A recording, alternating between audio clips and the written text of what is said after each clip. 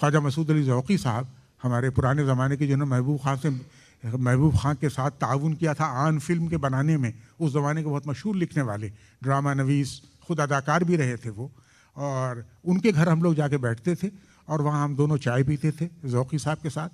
ذوقی صاحب اس عرصے میں ہمیشہ کھانا اپنا منگوا لیتے تھے، وہ کھانا کھاتے تھے، کبھی ہمیں کھانے کی دعوت نہیں دی، ہمارے لیے چائے منگواتے تھے. اور میں اور خلیل صاحب بہت لطف لیتے تھے ان کی باتوں کا. اور وہاں سے پھر ہم لوگ 8:30 بجے یونیورسٹی کا سائرن بجتا تھا تو وہ اٹھتے تھے، وہ اپنا ذاکر باغ کی طرف روانہ ہو جاتے تھے جہاں اس زمانے میں ان کا قیام تھا، میں بدر باغ کی طرف جہاں میں رہتا تھا. تو خلیل صاحب کا ایک کہنا چاہیے کہ ایک عجیب و غریب سلسلہ تھا. ان کے یہاں آنے والوں میں ناممکن تھا کہ علی گڑھ کوئی ادیب آئے باہر سے اور خلیل صاحب کے گھر پر حاضر نہ تھے. وہ نہ صرف یہ کہ نئے لکھنے والوں کو تو خیر خلیل صاحب کی حیثیت ایک کہنا چاہیے کہ ایک پیشوا کی اور امام کی سی حیثیت ان کو حاصل ہو گئی تھی. لوگ ان سے مشورہ کرتے تھے، ان سے کچھ لکھوانا چاہتے تھے اپنے بارے میں، ان کی خدمت میں اپنی کوئی کتاب پیش کرنا چاہتے تھے. پرانے لکھنے والوں میں میں نے دیکھا ہے مالک رام جیسے لوگوں کو، بزرگ جن کا ہم سب احترام کرتے ہیں اپنے زمانے کے، کہنا چاہیے بے مثال محقق، وہ بھی خلیل صاحب کے گھر ہمیشہ، پہلی ملاقات ہی میری انہی کے یہاں ہوئی تھی.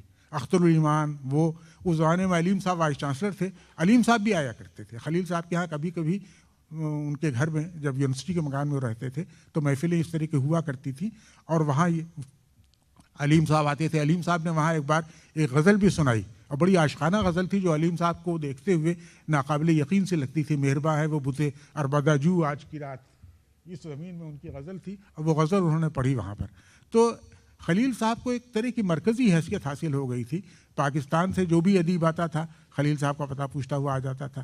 بارہا میں نے یہ دیکھا کہ خلیل صاحب جب ایسے لوگ بھی جو کہنا چاہیے کہ بہت ایک سرکش تھے، بہت باغیانہ مزاج رکھتے تھے. مثلا میرے ایک دوست تھے جن کا ابھی انتقال ہوا حال میں، بلراج مینرا، آپ نے بڑے مشہور افسانہ نگار، وہ ہمارے عہد میں نوجوانوں کی برہمی کا چلتا پھرتا استعارہ تھے. اور ظاہر ہے کہ کسی کو خاطر میں آسانی سے نہیں لاتے تھے. بلراج مینرا بڑی باعزت زندگی انہوں نے گزاری، کبھی سمجھوتا نہیں کیا، کبھی کسی کی خوشامد نہیں کی، کبھی دنیا داری نہیں کی. خلیل صاحب کا احترام ان کی نظر میں بہت تھا. اور بلکہ انہوں نے اپنے موت سے پہلے بہت بیمار رہے کئی سال. جو انٹرویو ایک بہت طویل انہوں نے انٹرویو دیا، اس میں خلیل صاحب کی تنقید کا اور ان کی شخصیت کا بہت اعتراف کیا ہے.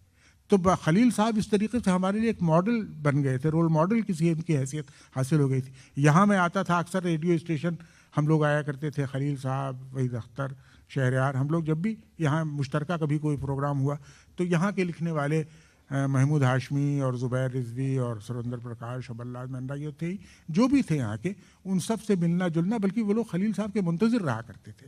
وزاداری بہت تھی خلیل صاحب کے ہاں.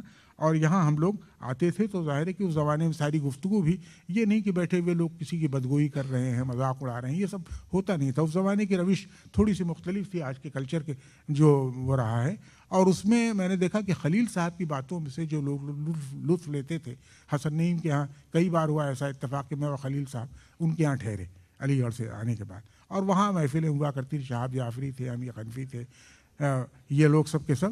تو خلیل صاحب کو ایک مرکزی حیثیت حاصل ہو گئی تھی اور انہوں نے قدیم اور جدید کو بہرحال ان میں ایک رشتہ پیدا کرنے کی کوشش ایک خاص سطح پر کی تھی.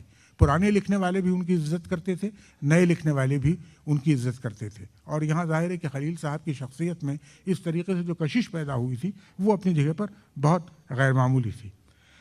انہوں نے آخری دور میں ظاہر ہے کہ جو ان کا آخری دور ان کو جس طرح کی زندگی خلیل صاحب نے گزاری، ایک طویل جاں بیماری ان کی، اور اس کو بھی جس حوصلے کے ساتھ انہوں نے اس کو کہنا چاہیے کہ اپنی بیماری سے مقابلہ کیا انہوں نے. مجھے یاد آتا ہے کہ خلیل صاحب بہت دبلے ہو گئے تھے اور ظاہر ہے کہ روز بروز دبلے ہوتے چلے جا رہے تھے. اکثر ان کو سردی لگتی تھی، بخار آ جاتا تھا، گھر اور میڈیکل کالج یا آمد و رفت ان کی لگی رہتی تھی. اس وقت بھی کسی نے پوچھا تو انہوں نے کبھی اپنی بیماری کا تذکرہ تفصیل سے نہیں کیا. کبھی ہمیشہ یہ کہتے تھے کہ بھائی ہاں وہ کچھ لیور کی خرابی ہے، اس کی وجہ سے سردی لگ جاتی، یہ سب ہے. تو ایک بہت اسی زمانے میں ہم لوگوں نے ایک بار کشمیر کا سفر، خلیل صاحب کی زندگی کا شاید آخری بڑا سفر وہی تھا جب وہ کشمیر گئے تھے. اور کشمیر جانے سے پہلے دلی آئے، وہ دلی میں میرے ساتھی ان کا قیام بھی رہا 3-4 دن، اس کے بعد وہ روانہ ہوئے وہاں کے لیے. تو وہاں ظاہر ہے کہ دلی سے کشمیر کا سفر ایک بار اور ہم نے کیا تھا، جب وحید اختر ساتھ تھے، شہریار ساتھ تھے، اور حسن نعیم ساتھ تھے، بلراج کومل ساتھ تھے، بمل کرشنشک اس زمانے کے بڑے مشہور یہ سب شعراء تھے، یہ سب لوگ تھے. اور خلیل صاحب کی وجہ سے سفر اتنا خوشگوار تھا. پورے راستے میں ظاہر ہے کہ خلیل صاحب کو لطائف بہت یاد تھے، واقعات بہت یاد تھے، سناتے جاتے تھے. وہ اپنے بارے میں کبھی وہ باتیں نہیں کرتے تھے. میں نے کبھی ان کو نہیں دیکھا اپنی خود ستائی کرتے ہوئے، یا لطف بہت لیتے تھے باتوں کا. اور ان میں ایک عجیب و غریب حصے مزاح بھی تھی، جو کہنا چاہیے کہ کیسا بھی تناؤ کا ماحول ہو. ایک بار ایک زمین تھی کہ ناصر کاظمی کے انتقال پر جو مشاعرہ ہوا، اس میں سبھی نے غزلیں کہی تھی، میں نے ابھی ذکر کیا تھا. تو ایک شاعر نے ایک غزل کہی اور اس میں کہا تھا، ناصر کاظمی کی ایک غزل ہے بہت مشہور کہ ساحل پہ آ گئے، کیا ہے وہ، اس شہر بے چراغ میں جائے گی تو کہاں، آئے شب فراق تجھے گھر ہی لے چلے. تو انہوں نے اپنی غزل شروع اس مصرے سے کی کہ ساحل پہ آ گئے ہیں تو گوہر ہی لے چلے. تو خلیل صاحب نے فوراً کہا، ہاں بھائی مچھلی پکڑنے آئے تھے، اب وہ تو ملی نہیں تھی، یہی سے. تو انہوں نے کہا بھائی گوہر تو سب سے قیمتی چیز ہوتی. تو ایک عجیب و غریب ان کے یہاں حصے مزاج، شگفتگی بھی بہت تھی، اور یہ وہ کہنا چاہیے کہ بہت ہی بے مثال وہ تھا.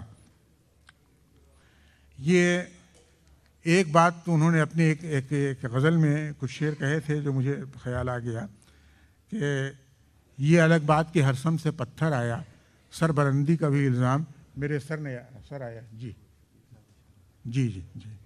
اسی میں ایک شعر یہ ہے کہ بارہا سوچا کہ اے کاش نہ آنکھیں ہوتی، بارہا سامنے آنکھوں کے وہ منظر آیا. لیکن یہ سب ہونے کے باوجود اپنی زندگی کے آخری کہنا چاہیے چند دنوں میں جو انہوں نے اشعار کہے تھے، وہ کہتے تھے کہ رات میں اچانک ان پر کیفیت طاری ہوتی تھی، لائٹ جلاتے تھے اور وہ لکھنا شروع کر دیتے تھے. اس وقت انہوں نے کتبے بہت سے لکھے، بچے کی موت پر، کسی جوان کی موت پر، کسی بیٹی، کسی لڑکی کے اس پر، کسی سانحے پر، کسی قومی رہنما کے. تو موت کا ایک آبسیشن ہونے کے باوجود انہوں نے ایک شعر کہا اس زمانے میں غزل میں کہ ہم بانسری پر موت کی گاتے رہے نغمہ تیرا، ہم بانسری پر موت کی گاتے رہے نغمہ تیرا، اے زندگی رتبہ رہے بالا تیرا. تو اس طرح زندگی کا رجس پڑھتے ہوئے اور زندگی کو اپنا خراج پیش کرتے ہوئے انہوں نے زندگی سے موت تک کا فاصلہ عبور کیا. میں بہت شکر گزار ہوں شکیل صاحب کا ذاتی طور پر کہ انہوں نے خلیل صاحب کی یاد میں یہ مجلس منعقد کی، اور آپ سب کا بھی کہ آپ سب یہاں تشریف لائے. اور خلیل صاحب کی روح اگر موت کی دیوار کے اس پار سے یہ منظر دیکھ رہی ہوگی تو خوش ہو رہی ہوگی کہ ان کے بعد ان کو یاد کرنے کے لیے اتنے بہت سے لوگ ان کے اہل خاندان کے ساتھ یہاں جمع ہوں. بہت بہت شکریہ.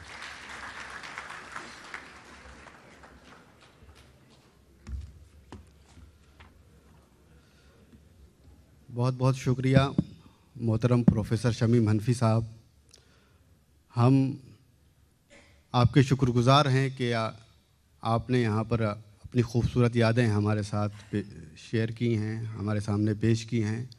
آپ کی روشن گفتگو اور پرمغز کلمات اور ماضی کے تعلق سے جو گفتگو تھی آپ کی، وہ ہمیں دکھا رہی تھی کہ ہم خلیل الرحمن اعظمی صاحب کو دیکھ رہے ہیں، چلتا پھرتا، لکھتا پڑھتا. ہم آپ کے شکر گزار ہیں. خواتین و حضرات، مشاعرے کی ابتدائی کارروائی مکمل ہو چکی ہے. میں ہمارے جو معزز شعراء ہیں یہاں بحرین سے، جناب احمد عادل صاحب، میں ان سے گزارش کر رہا ہوں کہ یہاں تشریف لائیں اسٹیج پر. اور خالد صدیقی صاحب، شیراز مہدی، طاہر عظیم صاحب اور عدنان تنہا، فیضی، یہ تمام لوگوں سے میں گزارش کر رہا ہوں، سعید سعدی، کہ وہ یہاں پر تشریف لائیں اور نشستوں پر جلوہ افروز ہوں.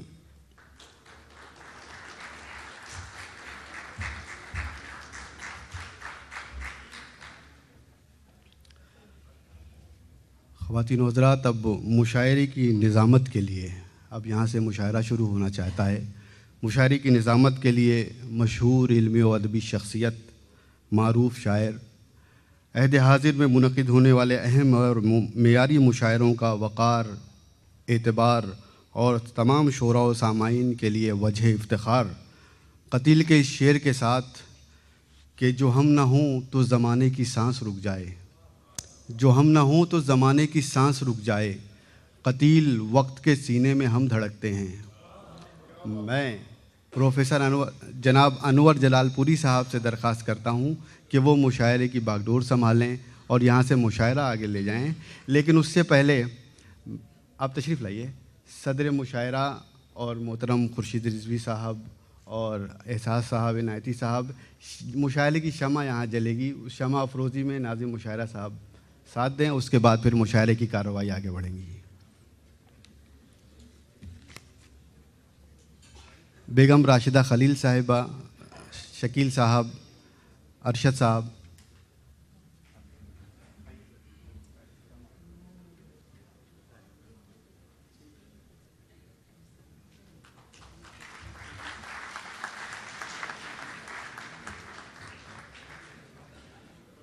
मोहतरम सामीन, मेरा ख़्याल है कि अब मैं अगर कुछ बोलूँगा तो आप खामोश कर देंगे। फिर भी 2 मिनट की गुफ्तगू। मुसलमान, सिख और हिंदू बोलता है, मुसलमान, सिख और हिंदू बोलता है, सरों पर चढ़ के जादू बोलता है।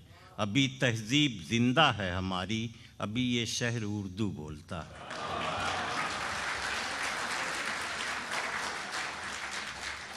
मोहतरम हाज़रीन, मुझे तकरीर बिल्कुल नहीं करनी है, इसलिए कि मैं जानता हूँ कि जिस तरह की तकरीरें हुई हैं, इसके बाद अगर मैं कुछ बोलूँगा तो नंबर नहीं दिया जा पाएगा कि तीसरे नंबर की तकरीर है कि चौथे नंबर, पाँचवें या छठे नंबर की। इसलिए खामोश रहने ही में इज़्ज़त व आबरू की सलामती। मुझे ये फ़ख्र है, मैंने अलीगढ़ मुस्लिम यूनिवर्सिटी से सन 1968 ईस्वी में अंग्रेज़ी में एमए किया था। 2 बरस मैं वहाँ रहा।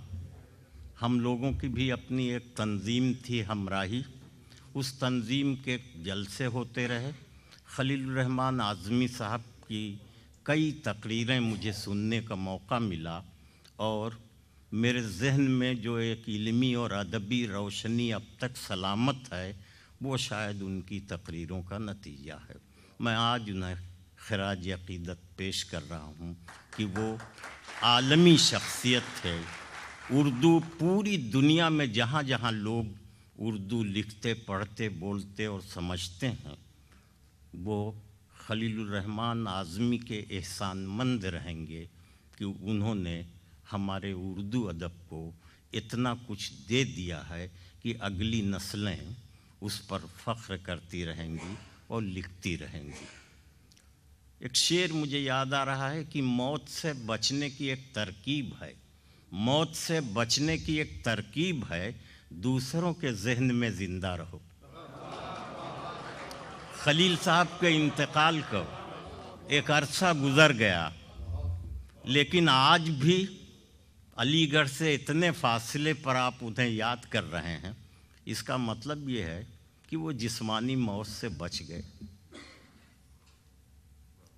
आप उन्हें याद कर रहे हैं, हालांकि उस ज़माने में मरने वाले बहुत लोग ऐसे हैं जो बहुत बड़े रहे हैं, मगर उन्हें कोई नहीं याद कर रहा।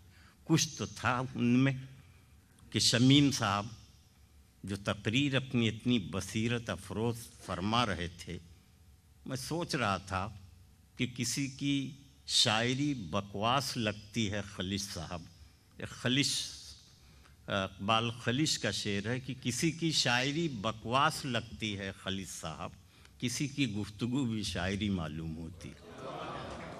ये तकरीर का जादू था उनकी कि खलीलुर रहमान आज़मी साहब पर कई किताबें पढ़ के उतनी बातें जहन में महफूज न होती जितनी शमीम हनफी साहब की इस तकरीर से जहन में उतनी बातें आ गईं। एक शेर मैं बहुत दिन से मेरे जहन में था, लेकिन उस शेर की मैं तस्वीर बनाना चाहता था और बना नहीं पाता था। आज उस शेर की तस्वीर बन गई। वो शेर ये शमीम भाई कि जब हमारी काबिल एहतराम बहन राशिदा साहिबा तकरीर कर रही थी, उसका जो तासुर हुआ, तो मुझे एक शेर बहुत दिन से याद था, मगर उसकी तस्वीर नहीं बन पा रही थी कि कहानी ख़त्म हुई اور اس طرح سے ختم ہوئی، کہانی ختم ہوئی اور اس طرح سے ختم ہوئی کہ لوگ رونے لگے تالیاں بجاتے ہوئے۔ اس شعر کی تصویر میں نہیں بنا پا رہا تھا، لیکن آج ہماری بہن قابل احترام راشدہ صاحبہ کی تقریر پر جو تاثر آپ لوگوں پر طاری ہوا ہے اور آپ نے نمدیدہ آنکھوں سے تالیاں بجائی ہیں، تو مجھے آج اس شعر کی قیمت سمجھ میں آئی۔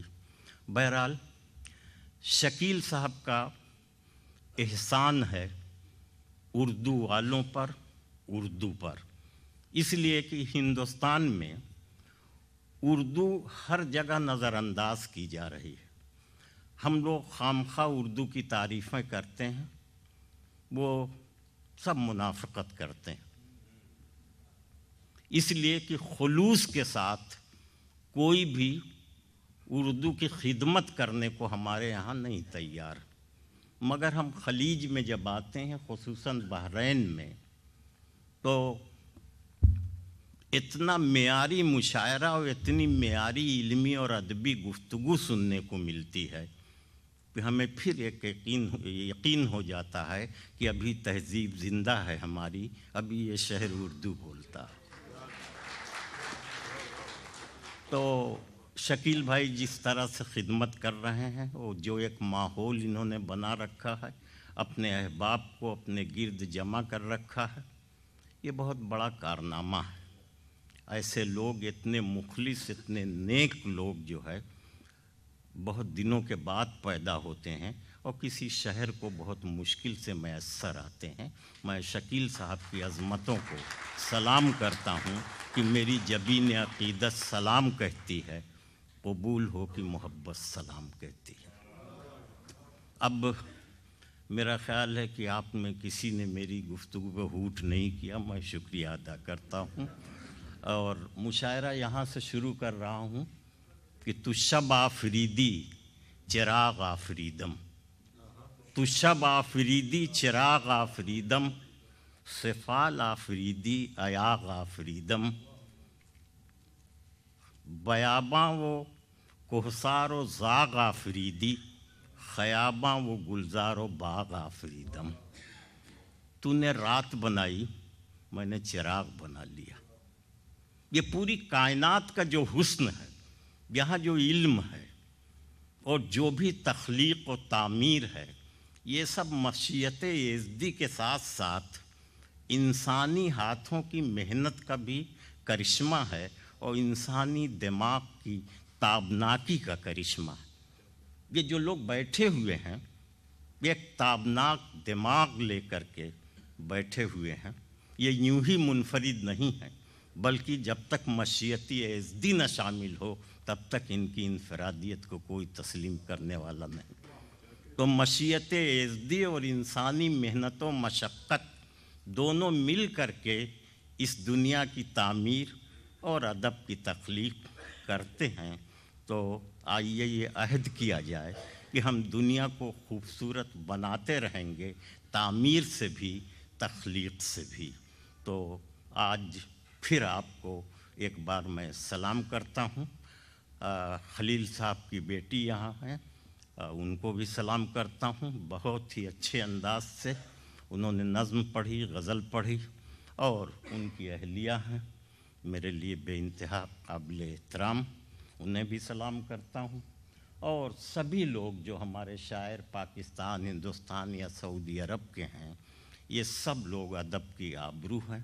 تو میں اب یہ چاہتا ہوں کہ مشاعرے کا آغاز کروں، اور سب سے پہلے سعید سعدی، پاکستان سے ان کا تعلق ہے، بحرین میں مقیم ہے۔ پوری دنیا کی کہانی دراصل ہجرتوں کی کہانی۔ انسان جو ایک جگہ سے دوسری جگہ منتقل ہوا تو صرف اس کا جسم نہیں گیا، اس کے منہ سے نکلنے والے الفاظ بھی گئے، اس کا شعور بھی گیا، اس کی گفتگو بھی گئی۔ تو اس طرح سے تہذیبیں ایک جگہ سے دوسری جگہ منتقل ہوتی رہیں، اور ان تہذیبوں کی حفاظت ان مشاعروں کے ذریعے ہوتی ہے، اس لیے کہ دنیا میں تہذیبیں کبھی نہیں ٹکرائی ہیں، جب ٹکرائی ہیں تو وحشتیں ٹکرائی ہیں۔ تو آئیے آج دعا کریں کہ ہم تہذیب کو سلامت رکھیں گے، وحشتوں سے دور رہیں گے۔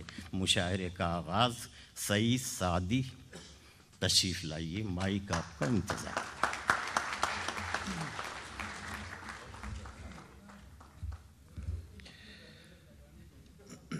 بہت بہت شکریہ جاوید صدر، اجازت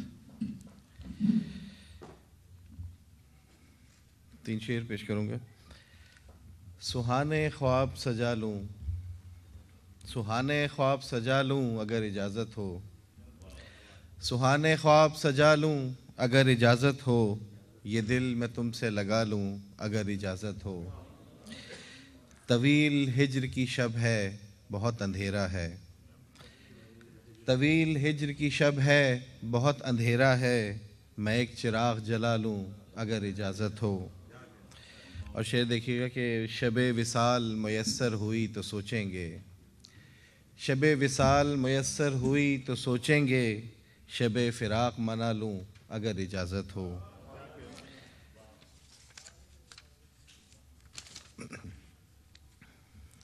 غزل کی کچھ اشعار۔ ہر میدان میں زور لگانا پڑتا ہے، ہر میدان میں زور لگانا پڑتا ہے، خود کو دنیا سے منوانا پڑتا ہے۔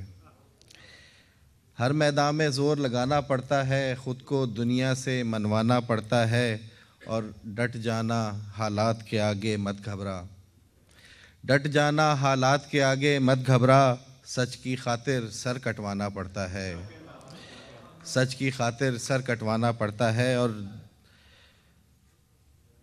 اس دل کو سمجھانا تو کچھ ایسا ہے، اس دل کو سمجھانا آسان کام نہیں، دیواروں سے سر ٹکرانا پڑتا ہے، اور دستک دے کر ہار نہیں مانا کرتے، دستک دے کر ہار نہیں مانا کرتے، کچھ دروازوں کو کھلوانا پڑتا ہے۔ دستک دے کر ہار نہیں مانا کرتے، کچھ دروازوں کو کھلوانا پڑتا ہے۔ اب کچھ اشعار خلیل الرحمن اعظمی صاحب کی زمین میں۔ مطلب دیکھیے گا کہ ہر ایک بات میں تیرا ہی تذکرہ نکلا، ہر ایک بات میں تیرا ہی تذکرہ نکلا، تیرا خیال میرے دل میں جا بجا نکلا، کوئی فصیل بھی تو درمیان نہ تھی اپنے، کوئی فصیل بھی تو درمیان نہ تھی اپنے، مگر وہ فاصلہ صدیوں کا فاصلہ نکلا۔ اور شعر دیکھیے گا کہ تمام عمر گزاری ہے رہنوردی میں، تمام عمر گزاری ہے رہنوردی میں، جو راستہ بھی ملا ایک دائرہ نکلا، اور ہوئی نہ جیت، شکریہ، ہوئی نہ جیت کسی کی نہ کوئی مات ہوئی، ہوئی نہ جیت کسی کی نہ کوئی مات ہوئی، جنون کا وہ خرد سے معاملہ نکلا۔ اور مقطع ہے کہ عجیب لوگ تھے سعدی خدا کی بستی کے، عجیب لوگ تھے سعدی خدا کی بستی کے، کوئی خدا کوئی ہمسایہ خدا نکلا۔ بہت بہت شکریہ۔ بھائی سعدی صاحب زندہ باد، کیا کہنے ہیں، بہت اچھے اشعار سے، بڑے معیاری اشعار سے آپ نے نوازا۔ آپ کے اشعار یقیناً حافظوں میں محفوظ رہیں گے لوگوں کے، اور اس میں وقت اتنا زیادہ گزر چکا ہے، شکیل بھائی نے بھی مجھے ہدایت کی ہے کہ اختصار سے کام لیجئے گا، اس لیے کہ اگر میں بولوں گا تو شاعری کم سننے کو ملے گی، اور آپ حضرات شاعری سننے آئے ہیں۔ شاعری دنیا کی مادری زبان ہے، انسان کوئی زبان سمجھے یا نہ سمجھے مگر شعر و ادب کی زبان وہ ضرور سمجھتا ہے، اس لیے کہ اس کا تعلق اس کے دل سے بھی ہوتا ہے اور کبھی کبھی دلی سے بھی ہوتا ہے، اس لیے شاعری ہر کسی کو متاثر کرتی ہے۔ آئیے اس تاثر کو آگے بڑھانے کے لیے فیضی اعظمی جو ہندوستان سے تشریف لائے ہیں، بحرین میں مقیم ہیں اور اپنے مستقبل کی تعمیر جدوجہد میں شامل ہیں، جناب فیضی اعظمی۔ حضرات، میں آپ کا مقامی شاعر، مہمان بیٹھے ہوئے ہیں، میں 2-4 شعر سنا کے اجازت چاہوں گا، صدر محترم سے اجازت چاہتے ہوئے 2 شعر۔ سر پٹکتی چیختی پاگل ہوا ہے ہر طرف، سر پٹکتی چیختی پاگل ہوا ہے ہر طرف، اے مسافر روشنی کا مسئلہ ہے ہر طرف۔ سر پٹکتی چیختی پاگل ہوا ہے ہر طرف، اے مسافر روشنی کا مسئلہ ہے ہر طرف، اور کس کی توبہ رنگ لائی ہے کہ شیخ محترم، کس کی توبہ رنگ لائی ہے کہ شیخ محترم، ساغروں کے ٹوٹنے کا سلسلہ ہے ہر طرف۔ کس کی توبہ رنگ لائی ہے کہ شیخ محترم، ساغروں کے ٹوٹنے کا سلسلہ ہے ہر طرف۔ اور ایک غزل، ان کی جانب سے یہ تحفے کم سے کم ہیں تو صحیح، ان کی جانب سے یہ تحفے کم سے کم ہیں تو صحیح، آج بھی ہم پر عنایات ستم ہیں تو صحیح۔ ان کی جانب سے یہ تحفے کم سے کم ہیں تو صحیح، آج بھی ہم پر عنایات ستم ہے تو صحیح۔ اور میں کروں کیوں شکوے محرومی قسمت بھلا، میں کروں کیوں شکوے محرومی قسمت بھلا، میرے حصے میں ابھی تک تیرے غم ہے تو صحیح۔ میں کروں کیوں شکوے محرومی قسمت بھلا، میرے حصے میں ابھی تک تیرے غم ہے تو صحیح۔ اور ہم ابھی تک مسکرانے کا ہنر بھولے نہیں، ہم ابھی تک مسکرانے کا ہنر بھولے نہیں، زندگی ہم پر تیرے لطف و کرم ہے تو صحیح۔ ہم ابھی تک مسکرانے کا ہنر بھولے نہیں، زندگی ہم پر تیرے لطف و کرم ہے تو صحیح۔ اور کب ملے مجھ کو رسائی یہ خدا جانے مگر، بہت اچھے، کب ملے مجھ کو رسائی یہ خدا جانے مگر، منزلوں کی چاہ میں بڑھتے قدم ہے تو صحیح۔ کب ملے مجھ کو رسائی یہ خدا جانے مگر، منزلوں کی چاہ میں بڑھتے قدم ہے تو صحیح۔ اور دیکھ ہے صیاد تیرے ہر ستم کے باوجود، دیکھ ہے صیاد تیرے ہر ستم کے باوجود، کچھ اسیران قفس ہاں تازہ دم ہے تو صحیح۔ دیکھ ہے صیاد تیرے ہر ستم کے باوجود، دیکھ ہے صیاد تیرے ہر ستم کے باوجود، کچھ اسیران قفس ہاں تازہ دم ہے تو صحیح۔ اور چاہے وہ آنسو ہو فیضی یا لہو آیا ہوا، چاہے وہ آنسو ہو فیضی یا لہو آیا ہوا، میری یہ آنکھیں تمہارے غم میں نم ہیں تو صحیح۔ چاہے وہ آنسو ہو فیضی یا لہو آیا ہوا، میری یہ آنکھیں تمہارے غم میں نم ہیں تو صحیح، ان کی جانب سے یہ تحفے کم سے کم ہے تو صحیح۔ شکریہ بہت اچھے بھائی۔ فیضی اعظمی زندہ باد۔ اعظم گڑھ چونکہ تہذیب کا گہوارہ ہے، علم کا مرکز ہے، فیضی اعظمی نے وہاں کے معیار کو اپنی شاعری میں اس طرح سے قائم کیا کہ اعظم گڑھ کی تہذیبی سرفرازی اور ان کی غزل کی تہذیبی سربلندی دونوں ہم آہنگ ہو گئیں۔ بہت بہت مبارکباد جناب فیضی اعظمی۔ اب آئیے، تمہارے گھر میں دروازہ ہے لیکن تمہیں خطرے کا اندازہ نہیں ہے، تمہارے گھر میں دروازہ ہے لیکن تمہیں خطرے کا اندازہ نہیں ہے، ہمیں خطرے کا اندازہ ہے لیکن ہمارے گھر میں دروازہ نہیں ہے۔ شاعر میں اور ایک عام آدمی میں یہی ایک فرق ہوتا ہے کہ شاعر چاہے جتنے خطرات میں گھرا ہو لیکن مستقبل پر اس کی نظر ہمیشہ رہا کرتی ہے۔ یہی سچے شاعر کی خوبی ہے کہ وہ بے خبری سے باخبری کی طرف ہمیں لے جاتا ہے۔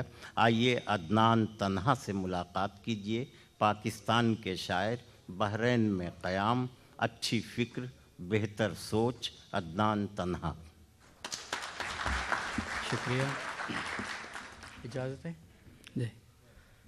جانے کب سے پیاسا ہوں، جانے کب سے پیاسا ہوں، ہجر کا تپتا صحرا ہوں، جانے کب سے پیاسا ہوں، ہجر کا تپتا صحرا ہوں، دن اب چین سے گزرے گا، دن اب چین سے گزرے گا، شبر تجھ کو رویا ہوں، دن اب چین سے گزرے گا، شب بھر تجھ کو رویا ہوں، اور اندر جتنا خالی ہے، اندر جتنا خالی ہے اتنا شور مچاتا ہوں، اندر جتنا خالی ہے اتنا شور مچاتا ہوں۔